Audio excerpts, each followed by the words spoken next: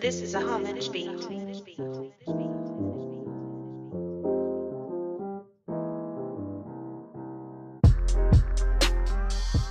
Grace and peace. Thanks again for tuning in to another episode of I Saw the Lord. It's your boy Brandon. I'm grateful to be here. Last time I was here, I was recording with my brother Keith. I think Keith did an excellent job. We were talking about rocks, and I always joke, like some of the chapters, they like, yo, Brandon, what are you talking about? Why are you talking about rocks? But again, how I structured the book is the first 20 are like abstract concepts, and the second 20 are concrete. So just taking something as simple as a rock and just making that gospel parallel, displaying that eternal truth, where I'm not just picking these concepts out of thin air, that God refers to himself as a rock, as a fortress, and that's what we use them for, and that we all have this understanding of protection, and that we all seek it, but ultimate protection is not found in our security system and our gun or whatever that we use to protect ourselves, but that we find it in God, and that oftentimes we look at another person as our enemy, but our greatest enemy is not another person, but God. And what can protect us from God's wrath? But it is Christ, the stone that was laid up in Zion. So if you guys haven't had an opportunity to check that out, go check it out on SoundCloud and iTunes. But that was 2 weeks ago. Last week, I was supposed to record. I was super excited. This brother hit me up on Instagram and just was just telling me that he was a listener, and just we had just a really, really good conversation, and just how gracious the Lord is to bring people my way with a gift. These individuals are, and I was so excited. I was like, man, how would you feel about recording? He was like, man, I'm down. Let's record on Thursday, and I was so excited. I didn't even realize my wife's birthday was on Thursday. So I didn't forget it per se. I just thought it was the day before. Not that this is necessarily a good excuse, but we got married on August 4th, and her birthday is April 5th. And so those dates confuse. I know that's not a very good excuse whatsoever. And I remember like just wanting to be married, and you watch TV and like the aloof husband forgets the anniversary and it's like, that would never be me. And yeah, that definitely was me. So we had to postpone last week, but this week I'm glad that we're able to get together, and just thankful for this brother, right? Because we were actually in the same community group when we first moved to North Carolina, and attending Vision. So this brother was in our community group, and like I said, I take the full blame on myself. I'm the type. I'm just not the initiator. I'm terrible at it. So I just thank God for Rich that he didn't have that same view, and that he just reached out to me. I think I'm always nervous about the awkwardness, just being vulnerable. It's like I don't like that, I just rather be to myself and not have to deal with, did they get the text? Just that awkwardness. So I'm grateful for my brother Rich to extend that text to me, and like I said, just you just know certain things of God, just how we were just able just to chop it up and just had a real good time, and able to get together and get on the podcast for God's glory. So I do have a special guest with me, my guy Rich. How are you doing? You're an extremely busy man, about to get married, work. You got so much going on. So thank you for making time. But how is everything going?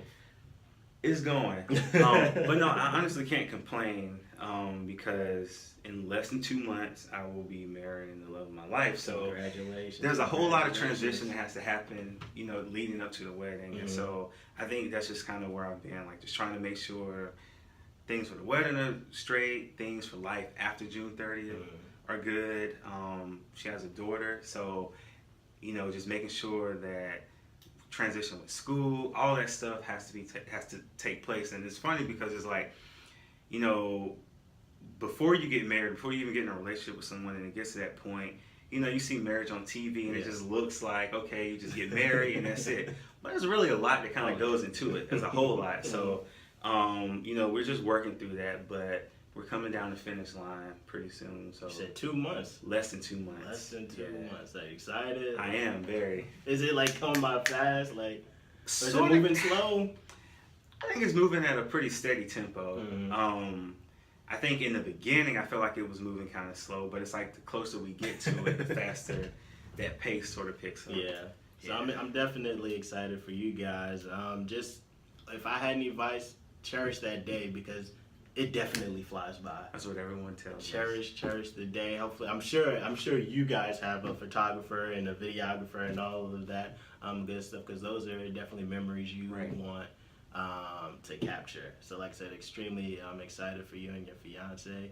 And like I said, thank you so much for making time out. But this week we are discussing concept number 34. What should one have an expectation when giving a gift? And this one, again, is kind of awkwardly asked. And like I had, like, you know, going in, number one, people probably, I don't really understand the question, but if they do get it, most of us are like, you shouldn't have an expectation when giving a gift. But I start off, I say this.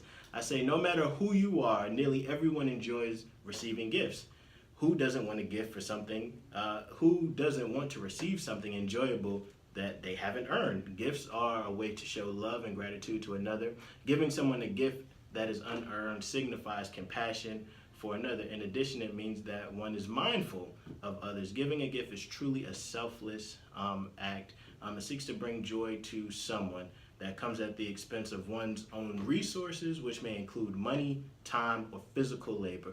So first question I have for you, what is the best gift that you've received? I guess I'll answer that question first. One of the best things that I've received, like, up until this point, I haven't had to pay for a car for myself. Now, we've purchased a car for my wife, but my parents in high school, they gave me this old 94 Honda Accord, which I had up until this past year.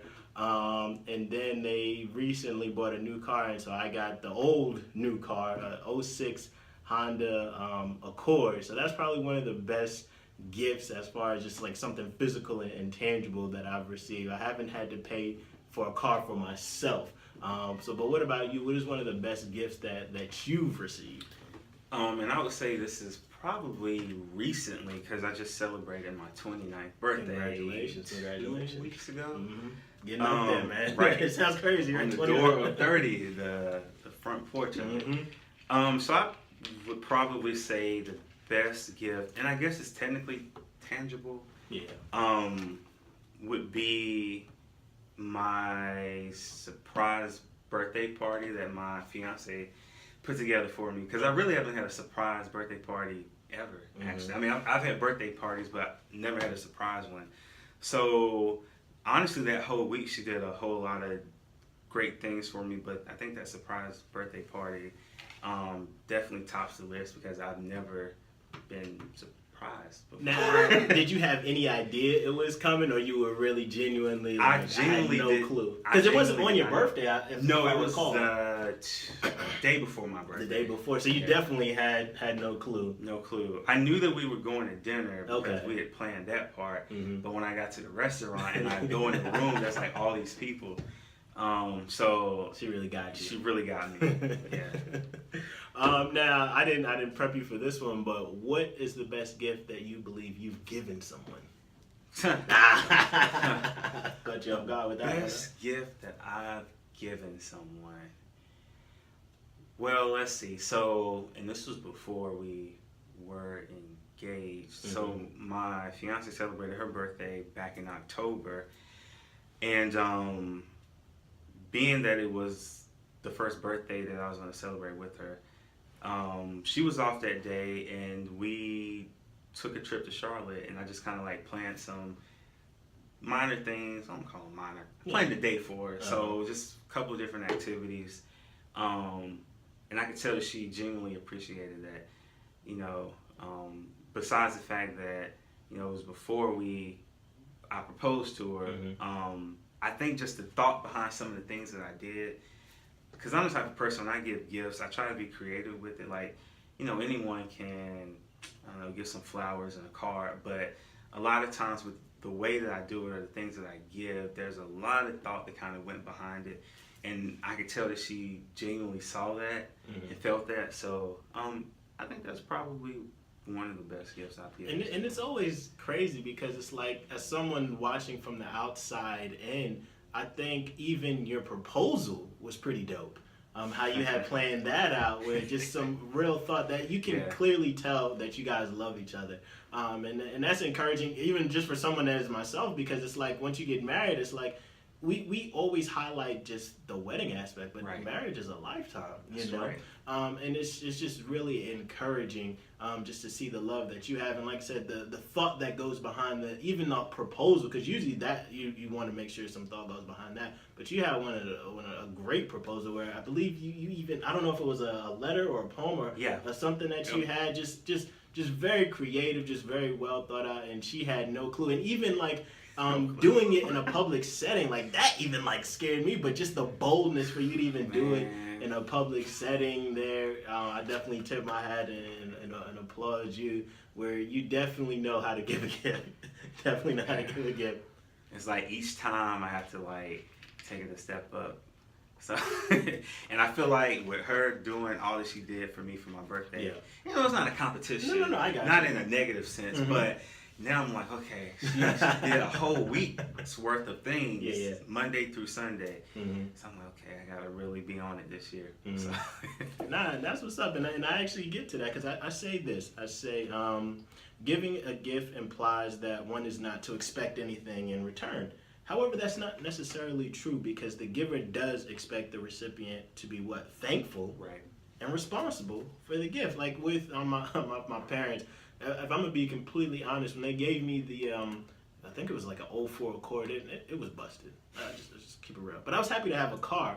I didn't take care of it as much as I should have. But the new car, and I always like laugh and brag to my friends, where it's like I've got like a key where I can hit the alarm. Right. Now, you know, the other car I had to go and use the key, and then some locks didn't open, the windows didn't go down, the AC didn't work, and not that I wasn't as grateful for it, but it's like when you have something newer, you definitely want to take more care of it, and just be responsible and grateful. So I'm extremely grateful for the new car. Like if I still had the old car, I don't know if I would have been as welcoming to come pick you up because I don't want nobody in this car. This car's a piece of crap. But now that I got a newer car, I'm a little bit more appreciative of it. But I say this: the expectation of thanks is expected because one has done something at the expense of another. Right. You know, at the very least, someone should say thank you. This is a reasonable and natural response to someone who gives us a gift. I said, in addition to showing gratitude, the giver expects the recipient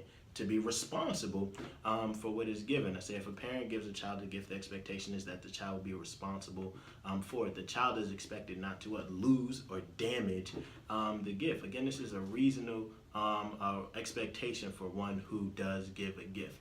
Now, has there been a time where you've been given a gift that you haven't been responsible or thankful with? Yeah, I say a couple of times.